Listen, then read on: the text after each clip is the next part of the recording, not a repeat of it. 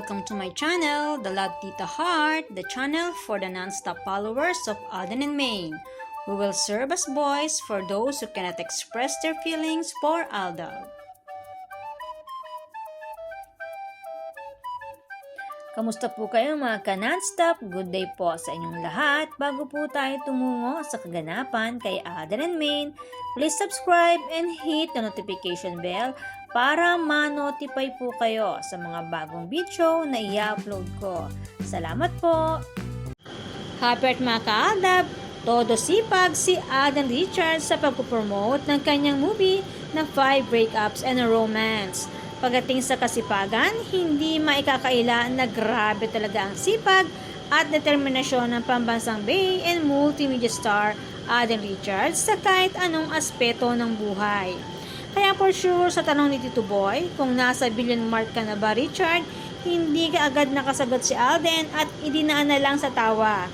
Grabe na ang yaman ni Richard Pokerson Jr. Kaya siguro, mas ninanais na lang niya na palagi na lang sa tabi niya ang kanyang Mrs. Nico Menday Pokerson at ang mga kids nito. Galing nga sa mga legit na source ng ating ka-admin, laging kasama ni Tisoy sa bawat taping, show at pagpopromote niya sa mga mall tour ang kanyang mag-iina. Kaya naman sinasabing gwardyado talaga ang family Pokerson Jr. at baka biglang makita ng madla at mapicturan. Lalong mabubuking ang mga sarswelista kapag nagkataon.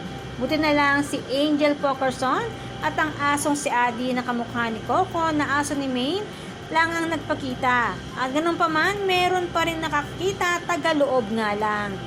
Booking at lagot ang mga sarswelista kapag may nakalabas na larawan ng Pokerson Jr. family. At sa isa pang panayam ni Tito Boy kay Alden, binanggit muli ni Alden kung gaano niya kamahal ang lahat ng kanyang mga fans.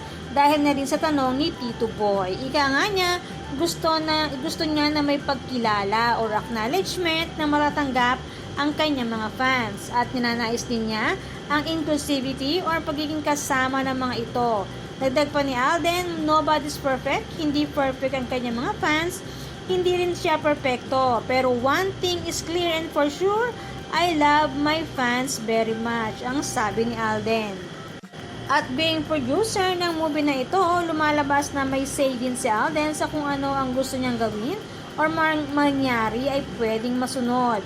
Kaya naman kahit konting story lang about the Aldab ay napayagan na ito ay pag-usapan. Sabi nga, ang Aldab ang kanyang big romance at the same time, kanya ring big breakup. Pero breakup na masasabing hindi negative dahil hindi daw masakit, hindi malungkot, hindi masama. Dahil kailangan daw nilang mag-grow at matuto pa bilang magkahiwalay sa kanilang mga karir. Kaya maliwanag po sa kanyang kwento na Aldab as a love team ang pinaghiwalay. Pero para po sa akin, ang parting nagustuhan ko ay ang pagbabalik ng kinang sa mga mata ni Richard Jr. kahit saglit lang. Nang aminin niya na na-fall siya kay Maine. Kahit ilang segundo lang, iba talaga ang kinang ng mga mata, kita ang happiness at iba rin ang ngiti ng labi. Halatang marami pa sana siyang gustong ikuwento tungkol sa pag-ibig niya kay Maine. Kaya lang pinutol kaagad. Kapiraso lang talaga ang pinagbigyan. Isiningit ka agad ang sarswela. Kung hahayaan, kasi nila na si Alden na may sasabihin pa tungkol sa pagkakahulog niya kay Maine, for sure may lalabas pang katotohanan at lalong mamemeligro ang mga sarswelista. Sabi nga nila, mahirap yung sobrang mabait kasi inaabuso. Mahirap din yung sobra at walang katapusang pagtanaw ng utang na loob. Kaya masasabing ang mga bagay na ito ang pinagmula ng pagiging abusado ng mga sarswelista. Ngayon, nare-realize na ni Richard Jr. mahirap ang sobrang mabait. Kaya hintay lang tayo ngayon kung paano tatapusin ng mga sarswelista ang sarswela nila. Closer na sa billion mark, pwede na mag-produce ng sariling movie or pwede rin namang sariling show with Mrs. Nico Menday Pokerson. Mukhang nagpaparamdam na. Nababanggit na ang pagkakahulog kay Maine Mendoza. Hudyat na kaya ito na may pag-asa ng natatanaw para magkaroon ng project together sila Alden and Maine?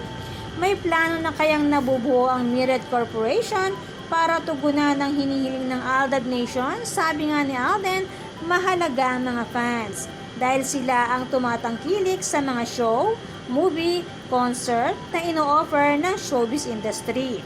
Tumatangkilik sa mga endorsement na bumubuhay sa mga programa. At sila rin ang gumigising ng maaga, pumipila at higit sa lahat, naglalabas ng pera para gumasta. Kaya kung gustong mabuhay muli ang nananamlay ng industriya ng pelikulang Pilipino, pakinggan ang ninanais ng mga fans, ang numero 1 consumer sa kanilang kailangan.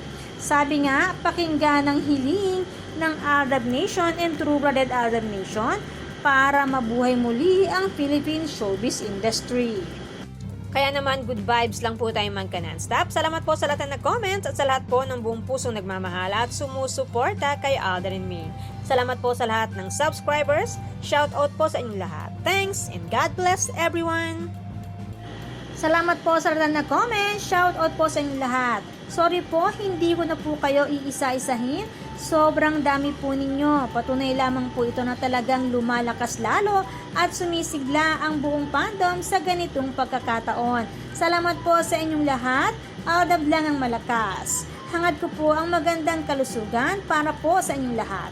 Salamat po Aldab Nation and True-Blooded Aldab Nation. Thanks, stay safe, and God bless everyone!